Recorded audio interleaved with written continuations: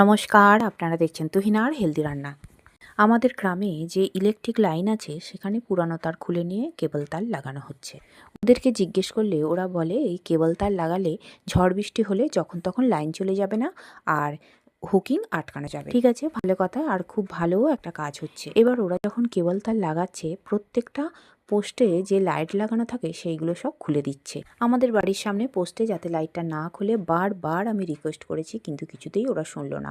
ওদের নাকি অর্ডার আছে লাইট খুলে দিতে হবে, আর পঞ্চায়েত থেকে নাকি এই লাইট লাগিয়ে দিয়ে যাবে। মোটামুটি 1 মাসের মতো এই লাইট খুলে দিয়ে গেছে কেবল তার লাগিয়ে, আর পঞ্চায়েত থেকেও এখনো পর্যন্ত লাইট লাগাবার কোনো রকম চেষ্টা দেখতে পাচ্ছি না। তবে আমাদের মতো কিছু কিছু বাড়িতে গেটে লাইট লাগানো আছে, সেইখানটায় একটু আলো আছে। এবার বাদবাকি সম্পূর্ণ রাস্তাটাই অন্ধকার। সন্ধে হলে বাড়ির বাইরে বেরোতেই ভয় লাগে। শহর তো সন্ধে হলেই আলোর সমুদ্রে ভাসছে, আর আমাদের গ্রাম যেন সন্ধে হলেই অন্ধকারের অতলে ডুবছে। যাই হোক, সবাই ভালো থাকবেন, ধন্যবাদ।